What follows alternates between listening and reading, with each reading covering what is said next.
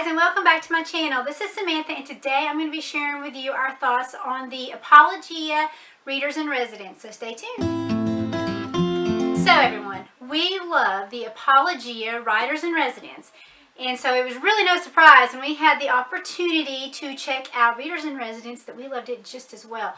The Readers in Residence, and this is the student's book, and it's written by Deborah Bell, the same one who does the Writers in Residence. And as you can see, it is a pretty hefty book. This right here is the student book. And this program is designed to help children to comprehend and understand what they're reading. It helps them with their vocabulary, and it pretty much, the whole goal of this and the words that they use is to encourage your child to become a reading detective. It talks about the different literary genres and just different things, and they will cover 3 books. Now the books in here, it does have the numbers to look specifically, so that a lot of times throughout the book you're going to have to match up, like it'll say page 6 of this sentence, and so it's very important to have the right copy of the book. But you'll start out with Sarah Plain and Tall. You'll also cover Charlotte's Web, and then you'll also cover Because of Winn-Dixie. And throughout it also has your child pick out 2 books to read on their own. One is an animal fiction, and one is a historical fiction. And the historical fiction is going to come after Sarah Plain and Tall, which is going to be your second book of this parts that you're going to read during this curriculum. And it's just really neat. It does hands-on activities, and it asks them, a lot of the questions are going to be varied because it's asking their opinion on what they have written, and we just really love it. And it's recommended for grades 4 and up, and it's an all-in-one, and we love it. It's got the student, they also can do their work on the inside. Now mine writes big, so a lot of times whenever it involves writing, he'll either use a separate notebook or he'll carry it over onto another notebook because he writes giant.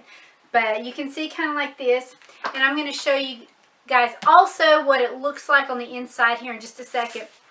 But like one of the hands-on activities that he did with this book was to create a book. This was one of his first activities, and this is kind of going on with before we started Sarah Plain and Tall. And it was basically, it covers everything. It wants your child to be able to look at a cover of a book and maybe have an idea of what the story's going to be about, to be able to flip it over and tell the publishing date, the author, the synopsis, when it was published. It wants them to be able to look at all the stuff, and which is important because, honestly, it's just amazing what they can find, or what any of us can find, by looking at the cover or the first couple of inside pages of a book. So that was the goal with this, and he was to create a book, and you can see it was just a old book, a box that we actually had got a book in, so it worked out perfectly that it was able to open up. They don't write a story on the inside, but they're creating a book, and I will say that I'm not sure if your boys are like that, but mine don't like to do a lot of crafts. So where you would think that it would be a brightly colored cover, this is what he did, and that's fine. That was his creation. But this was the title of his book. Here's his picture for his book. His author, it also mentions to write your title and stuff on that. And then to write your about me and the synopsis on the back. So this was his cover on that. Now, along with this hefty student book, you do get the answer key, and this is filled with information as well. You've got, when you first open it up, it tells you as a parent and the teacher how to use this, and the best way to use this is got your guidelines, and then you also have your answer book. So this is all handy, your answer keys. And I know, basically, like I mentioned, it's what do you think? So it's asking the kids, what do they think? And most of us as parents have already read these books, like Because of Winn-Dixie, Sarah Plain and Tall, and Charlotte's Web. So chances are we can answer these questions because we've read them in the past. But just in case you get stumped and there's a part of the book that you don't remember and there's a question on it, it does give you example questions. So that is helpful. And usually there was one question that Davis was asking, he was doing this, and I could not remember off the top of my head from whenever I had read the book in the past to him. So just by me reading the answer, it clicked, the suggested answer. And so then I was able to talk with him more about what it was kind of looking for, because sometimes they may not grasp exactly what the question is asking them. And so it's helpful as a parent and teacher to be able to go back through and say, hey, you know what, I think they're talking about this. So maybe, what do you remember about this particular part of the book or this question. So it came in really handy. Now the same as with the children, the students book, you have your recommended schedule in the front, and if you turn to the back of the parent book, you have all your checklists that you'll go through for your different modules, and you'll also have you have a note area if you needed to make notes, but you also have, and I can't find it, you have your suggested daily schedule. So you do have this to go by as well in your book. The student has theirs color-coded. That is really nice and handy in the front of their book, so it just works out well. So this is their book, and you can see the bright colors, and it's color-coded based on the different units that they're going to be studying, and it's a 4-day schedule. Like with any other curriculum, you can customize this and personalize it to where it fits your family and your schedule, if you want to do it 2 days a week, 3 days a week, 4 days a week. But basically it does have this, which I love when I already have this. And another part of this book that is really cool is I do encourage your children to have a book club. Now, it doesn't have to be with just whoever. And the person that is in the book club does not even have to be doing this curriculum. They can invite their grandparents and siblings and cousins and friends. And it asks them to get together 5 times. It's not mandatory. It's just something fun to do a book club. It tells them even how to go about hosting a book club and throwing a book club. And those who maybe live in a rural area like we do, that a lot of times it's hard to get everybody together for things like that. And if you as a parent or your child has a Facebook page, you could even do a private group and do a book club that way. That would be fun as well. And that way they could converse or do things like that with that. However, so this is the gist of it. Once again, this is for grades 4 and up. And now I'm going to give you a glimpse of the inside. So I'm going to open this up and let you guys see what it looks like on the inside. Okay, first up, you're going to have your contents, and you'll see where it says book club here, and I'll explain more of that in a minute. But your first book you're going to cover is your Sarah Plain and Tall. So once you get out of your contents, this is just a quick guide, and it's going to kind of tell you what you're going to be covering on. You're going to do Sarah Plain and Tall. You're going to do your own historical fiction, Charlotte's Web, animal fantasy, Winn-Dixie, and then your choice of a fiction book. And then this is where it's going to be welcoming your students to this particular program, and it's going to tell them exactly what's going to be covered in this book. So in this Readers in Residence, you're going to be study 6 books that represent 3 genres of narrative fiction. They're going to be studying vocabulary words. There's going to be vocabulary words that it's going to talk about, and they're going to cover in each thing. They're going to practice new skills, and it almost covers, what that means is, in a sense, it's teaching them to be a reading detective, to ask questions and to feed off of some of the hints as they're going through their reading. It also includes projects such as making their own book cover and just different activities you'll find throughout. And then also it encourages them to do a book club. Now this book club can be either with their family and friends. They do not have to be part of the Readers in Residence. They can create a book club with their mom, dad, sister, brother, aunt, uncle, grandparents. Or you could even do, if they have a small group of friends and maybe they're not close, you could do a private Facebook group and maybe have the book club organized in that way. So it also encourages them to do a book club. And once again, this is just kind of give you a little background, and then you open it up, and then here is the schedule. This is one thing I love about the Readers in Residence. Also, you'll find this in the Writers in Residence, is you have it's a 4-day weekly schedule that you can go through, and it tells you step by step of what to do. Each module is a different color. So this is module 1, section I should say. And then you're going to get into your unit 2. Your unit 3 is a different color, so it makes it really easy to follow the schedule. Once again, like with any other schedule, you can make it your own. I choose to follow the 4-day. Yes, there are times that we do get off schedule, but for the most part, we do follow the 4-day schedule on that. It works best for us. And then you're going to turn into, and this is what you're going to talk about. First off, it's going to get into more information about the book club. It's going to give them ideas on how to get a book club going, a theme of a book club, food, refreshment, activities, things like that that you're going to want to have that they may want to consider in a book club. So I thought that was really neat. And then it also has the books listed here for the book clubs. So basically, five total book club meetings is what they've got. And so Sarah Plain and Tall, Charlotte's Web, Because of Winn-Dixie, and then your grand finale. And so this is what's going to be covered there. And then you're going to be starting out with Sarah Plain and Tall by Patricia McLaughlin. This is a favorite of ours. We've read it before, and so it's been a couple of years. And so when we cover this, Davis had to read it again, and that's no problem because we all know it's an easy read. It's a wonderful book. So first off, it talks about the different parts of reading, the highlighted books, the highlighted words. If they don't know it, they can look up, and that is in the glossary in the back. Also, it's going to be listed on your sides, so you are going to have that as well. And then it gets more into talking about how we're going to be learning to be reading detectives. And we're going to have to kind of pick up on the different things like the cover of the book, the title of the book, and things like that to maybe give us clues into what we're going to be reading. And in the end, it really helps them to want to read more, and it helps them to have a better understanding of what they're reading. So I really, really love that. You also are going to have your reader's toolbox throughout. And once again, as you can see, we have our definitions of the highlighted words that we've talked about. It also, and this is first off, they're going to be talking about the titles, the covers of books. It lists everything, and that's when they create their own book. We used just an old cardboard box, and we designed it. Davis did.